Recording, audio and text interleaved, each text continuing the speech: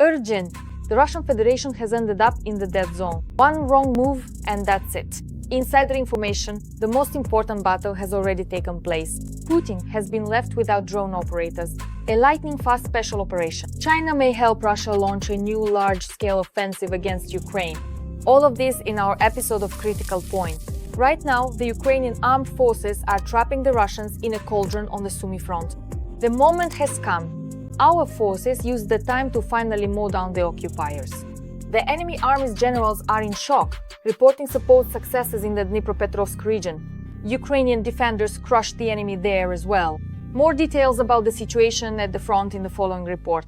This is a video of a convoy of more than 20 trucks. Inside are Caucasian militants. The vehicles are traveling through Mariupol to Taganrog. Russia is trying to bring in additional forces to the Sumy region. The reinforcement is happening because the situation of the aggressor country's troops in the Sumy direction has started to deteriorate significantly. The Ukrainian armed forces are advancing on the flanks and trying to encircle the positions of the Russian army. The situation of Russian troops in the Sumy direction has started to deteriorate. In certain areas, the forward units of the Ukrainian armed forces have advanced to tactical depth and have bypassed some enemy positions from the flanks. On the border, the enemy is trying to attack with small assault groups in order to seize local territories. But such actions are not helping the occupiers. The Russian Kursk troop group, part of the North military grouping, which had previously been actively advancing in the border area of Ukraine's Sumy region, has lost its ability to advance. Over the past several days, the forward units of the Ukrainian armed forces have, through several counterattacks in certain areas, sharply complicated the situation for this group in the western part of this tactical salient. Z channels, citing the Russian Ministry of Defense, are triumphantly reporting the capture of a settlement in the Dnipropetrovsk region. Servicemen of the Odvazhny group, in the course of decisive actions, have liberated the settlement of Dakhne in the Dnipropetrovsk region. As it turned out, this is yet another fake. Here is a video of the soldiers from the 37th Separate Marine Brigade raising their flag in the village of Dakhne. In doing so, they refute the claims of Russian propaganda. The situation on the border between Donetsk and the Dnipropetrovsk regions is dynamically tense because the Russian army has numerical superiority there and is trying to carry out breakthrough actions. For Russia, this direction is primarily a political objective, which is needed for propaganda purposes. For them, the Dnipropetrovsk region is a political decision. I think that dozens of Russian propagandist manuals have already been prepared for this, waiting for some confirmation to launch another wave of disinformation. About how the Russians have successfully broken through with a wide front somewhere towards the Dnipropetrovsk region, although in military terms this will not have much significance for. In the Zaporizhia region, near the town of Polochy, Ukrainian aviation managed to destroy an enemy UAV command post. Also in this region, according to the deep state resource, Russian forces managed to occupy the village of Lobkov. The Defense Forces South denied this information, citing a possible malfunction of the online resource. The situation in southern Ukraine is quite complicated, but it is under control. As for whether I should comment or not on how Deep State marks positions on the map, I will say this. Over the past week, there have been no assaults in the direction of the settlements of Lobkov and Stepov. According to analysts, the wave of the Russian army's offensive in the Zaporizhia direction has stalled. But this does not mean there won't be further attempts. First of all, the Sumy offensive. Things are not as good for the Russians as they try to portray. Secondly, in the Zaporizhia direction, directly on the front line, the first wave of the Russian offensive has stalled. This does not mean that it is over or that they have abandoned their plans. But it does mean that our defense forces have effectively resisted them. If this continues throughout the summer, the Russian summer offensive on Zaporizhia will actually be thwarted. Currently, the Russian army carries out an average of about 200 attacks per day in small groups and without armor. And at the moment, such actions no longer produce the results they used to. A real drone aside, the defense forces have turned enemy nests to ashes. 42 targets completely destroyed. A hunt without mercy. Now, there's no one left to operate the drones. And the combat birds look more like scrap metal, which is no surprise after such strikes. The attack on the military factory in Russia finished things off with a domino effect. We'll tell you what that final chord was in just a moment. They tried to stay unnoticed, working far from the front line in apartments, basements, and disguised locations. But so far, not a single Russian occupier has managed to hide from the Ukrainian armed forces for long. The defense forces launched a real hunt for Russian drone operators in the Zaporizhia direction. They systematically, precisely, and quietly pushed the enemy out one by one. The operation was named Dronocide. Its results are among the most significant in recent months.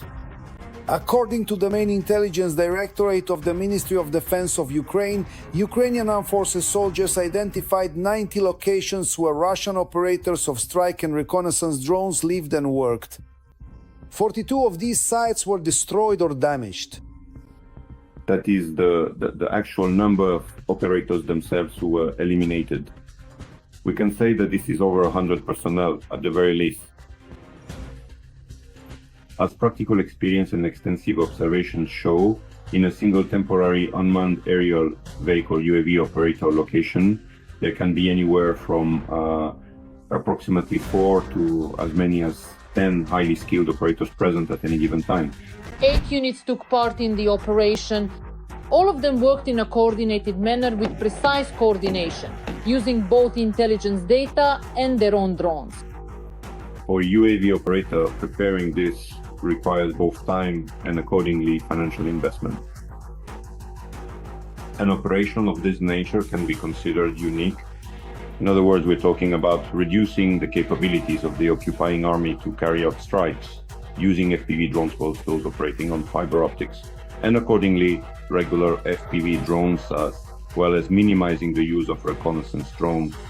That is the ability to strike at the logistics of the Ukrainian defense forces, to destroy personnel, to destroy heavy armored vehicles, to affect the rotation of personnel, to evacuate the wounded, and to deliver ammunition has now been significantly reduced for the occupying army.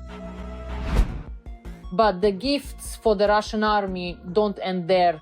Mikhail Gudkov, a major general who commanded the 155th Marine Brigade currently attempting to advance on Sumy, has joined the list of the dead.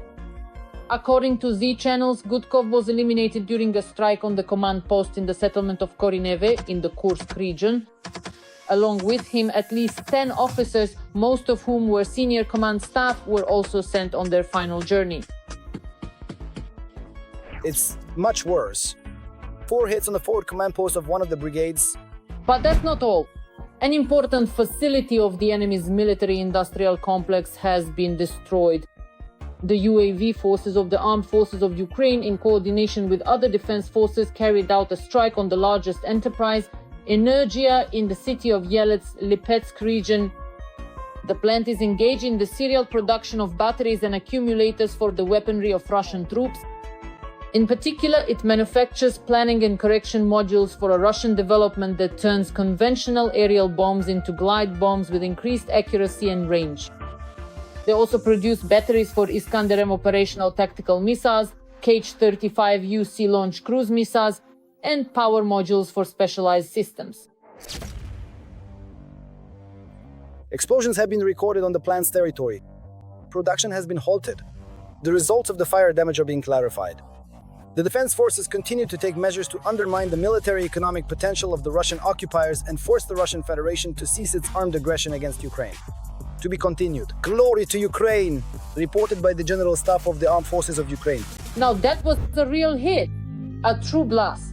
Precise destruction of the enemy. Our forces are hitting with all their might. Russia is trembling, everything is burning, Crimea is being liberated. Elimination of the year. After this, the Russian Black Sea Fleet ran aground. And that's not all. Meticulous work by our forces deep behind enemy lines. Explosive surprises. Which of Putin's top supporters received them? More on this in the following report. Ukrainian beavers are destroying the occupiers' equipment in Crimea. And right now, we're not talking about ordinary animals that the occupiers should fear. All of these are high-precision UAVs, and they are destroying expensive air defense systems in the temporarily occupied territory of Crimea. In footage from the main intelligence directorate, you can see the successful destruction of a Pantsir air defense system, 3 radar stations, and a Russian Su-30 fighter jet. In the temporarily occupied Crimea, what can only be described as the elimination of the year took place. During a strike by the main intelligence directorate of the Ministry of Defense of Ukraine, the Chief of Staff of Russia's Black Sea Fleet, Ildar Akhmerov, was eliminated. Since 2023, he held the position of Deputy Commander of the Black Sea Fleet. And since 2024, he was the Chief of Staff and First Deputy Commander of the Black Sea Fleet. His name is included in the so-called Book of Executioners of the Ukrainian People, which states that he has been directly involved in planning and, most importantly, organizing the Russian invasion of Ukraine since the 24th of February 2022. There has not yet been any official confirmation of the elimination from the main intelligence directorate. However, Russian propaganda is already actively whining and demanding a response from its decision-making center. Dangerous things are happening right under Putin's nose in his own capital. Since the beginning of June, 3 cars have been rigged with explosives in Moscow. All the incidents occurred in the western part of the city and close to each other. The specialists who arrived at the scene did not confirm the presence of explosive devices. However, 1 car carrying KGB veterans did end up exploding. At the moment, it is being reported that there were allegedly technical malfunctions in the Nissan Qashqai, in which a veteran of the State Security Committee and his daughter, a former FSB officer, were present. Problems with the wiring were discovered, but this is the official version from the Russian side, which may be conducting information operations in this way to minimize the negative impact on Russian special services.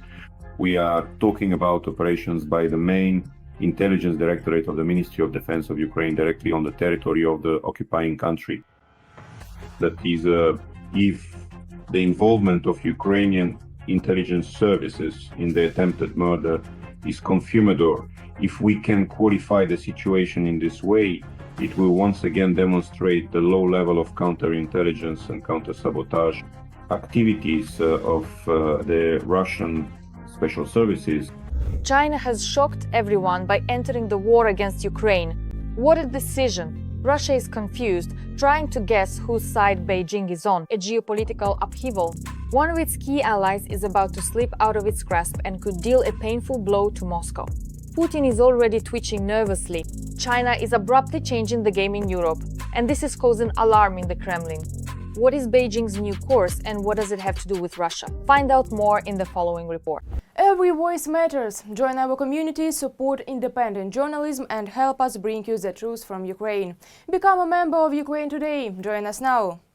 China is becoming an open ally of Russia. The reason for such disappointing conclusions was the oldest English-language newspaper in Hong Kong, whose journalists managed to find out what Chinese Foreign Minister Wang Yi discussed during recent talks with the European Union's chief diplomat. According to several people familiar with the course of the negotiations, Chinese Foreign Minister Wang Yi told the EU's chief diplomat that Beijing does not want Russia to lose the war in Ukraine. And although China officially continues to claim that it is not a party to the Ukraine-Russia conflict, the Chinese foreign minister's bold statement suggests otherwise. Putin is launching, let's say, a verbal offensive.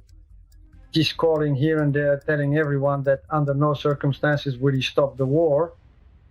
And he's asking China for help.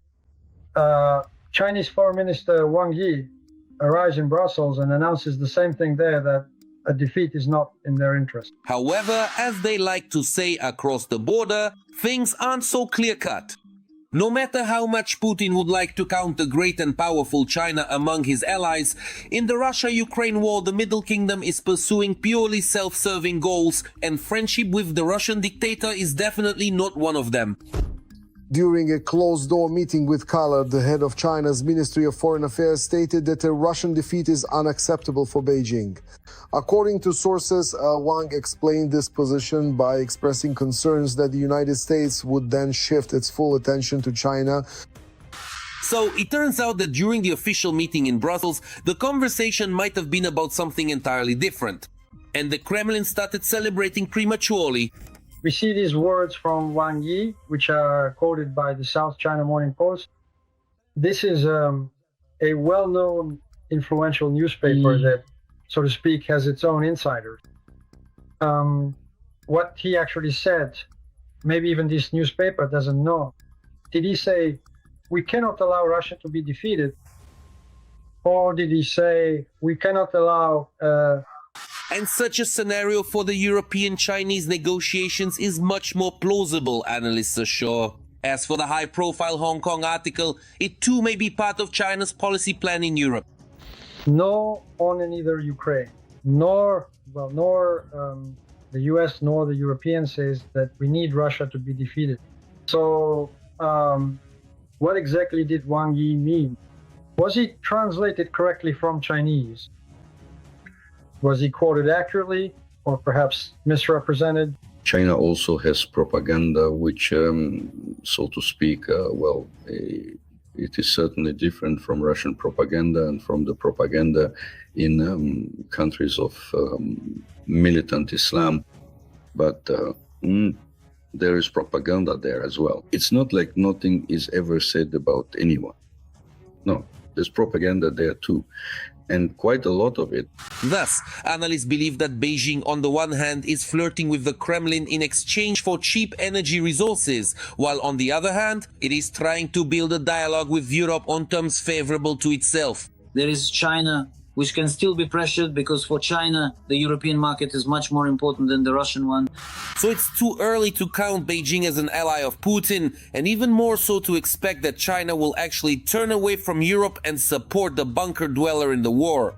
Most likely, things won't go further than loud statements from the Chinese Foreign Ministry. And even those statements, as it turned out, may not have been that loud after all due to incorrect translation. It's the end for the Russians, but they are still trying to revive their strategic aviation. The Russian military-industrial complex is thrashing about in agony. The factories are trembling, promises are pouring in, but there are still no results. Sanctions are strangling them, there's a catastrophic shortage of personnel, and now the Kremlin's last hope is the aircraft plant in Kazan. Will it be able to raise the dead from their knees? All the details are in the report. Strategic aviation is Putin's main headache. And it has been for a long time. The Russians are constantly trying to scare the West with their nuclear triad, but one of its elements has always been lacking. Strategic bombers have long outlived their usefulness, and Russia should have done something about it 20 years ago. They wanted to solve this problem with the so-called advanced aviation complex Poslanik, and the Tupolev Bureau began work on this back in 2007. Then in 2009, the contract with the Ministry of Defense was renewed for R&D work specifically for development. But during this development, problems arose that Russia was unable to solve. The project was gathering dust in storage. Work was progressing slowly. A helping hand was extended by the Ukrainian Security Service, which destroyed a third of Russia's strategic aviation. This is how the Belaya airfield looks now, pretty impressive. Strategic enemy aviation. Operation Spiderweb likely sped up decision-making regarding the Poslanik. After all, there's not much left to scare the West with.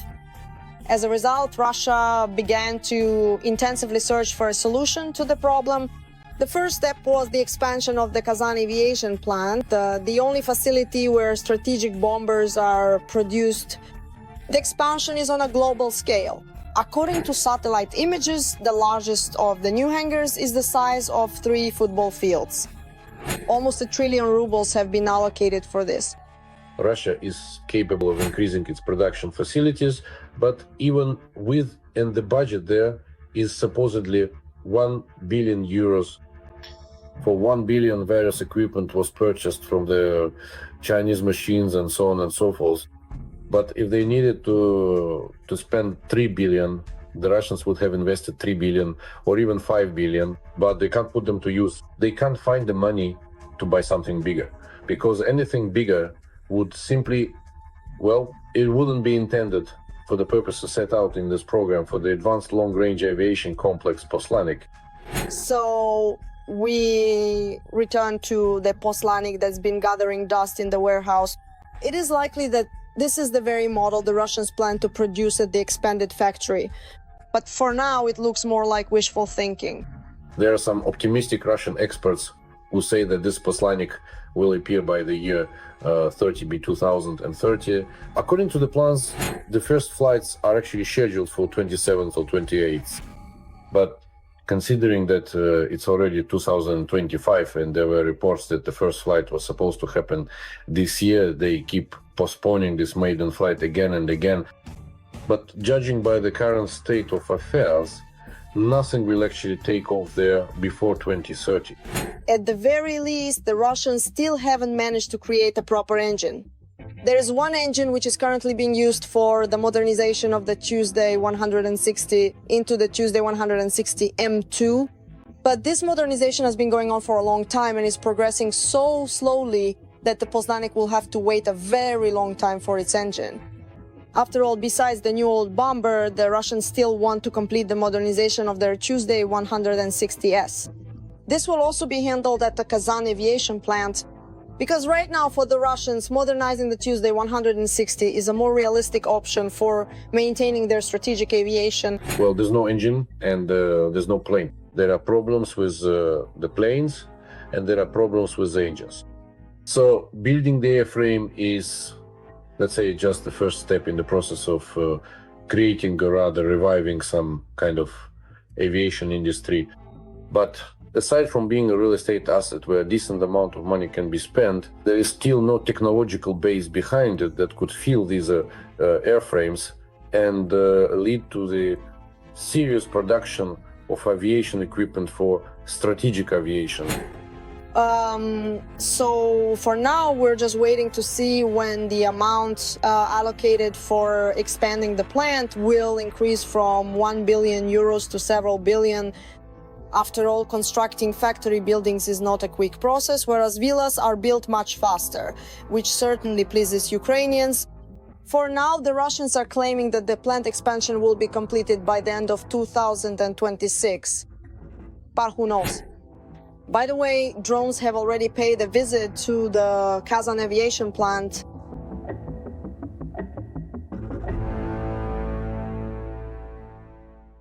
Putin's appetites have grown again. This time he set his sights on Odessa. The Kremlin fantasizes about a blitzkrieg, and Russians rub their hands as if everything is decided.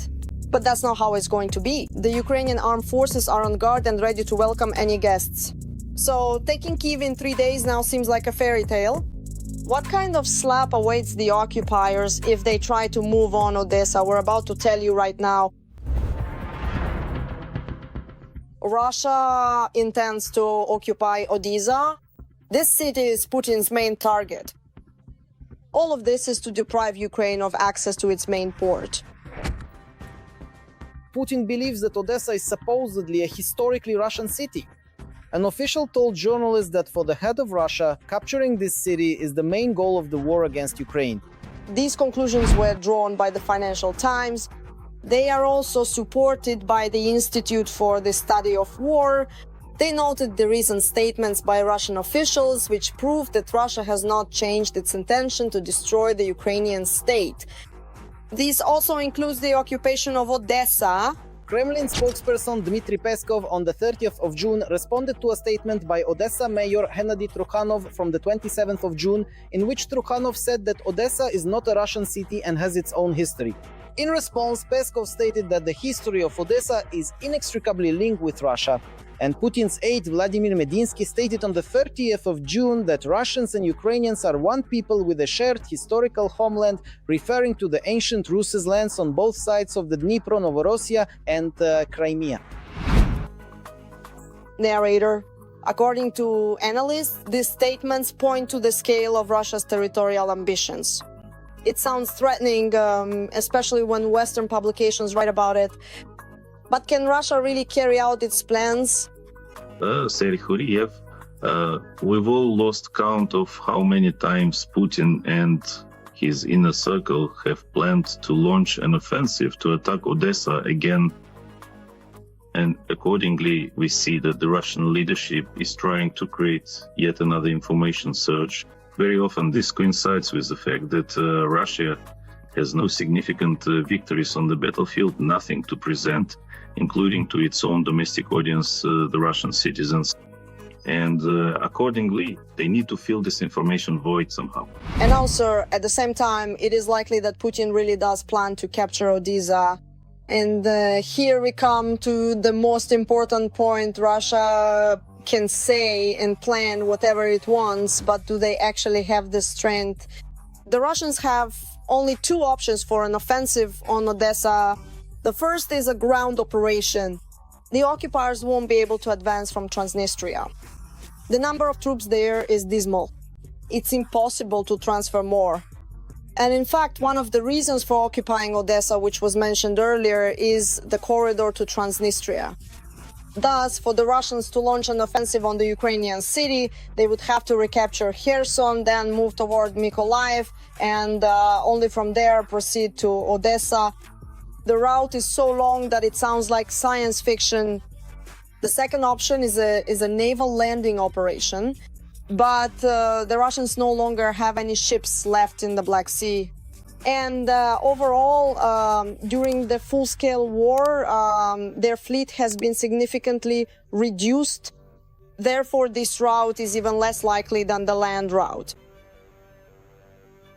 Kiriev Serhiy, from a military standpoint, are there at least minimal prerequisites today to even talk about possible offensives or attacks on Odessa? Attacks on Odessa are already ongoing, as I said, every day, every night. These are missiles, these are attack drones, but what kind of naval landing operation can Russia carry out today? They could try it once and end up at the bottom of the sea. A ground operation, number, an airborne operation, number. Accordingly, today, there is not a single component that would allow even talking about starting to implement any kind of plan. Narrator, Putin may indeed consider Odessa his main objective, and without a doubt, he wants to capture it. But at the beginning of the full-scale war, Kharkiv and Kyiv were also such targets. And we all know how that ended for Putin's soldiers. And back then, the situation was more favorable for the occupiers. Darina, that's all from Tayumen. This was me, Darina Hutsala. Even more hellish news from the front in our next episode. And in the meantime, don't forget to subscribe and hit the like button. See you!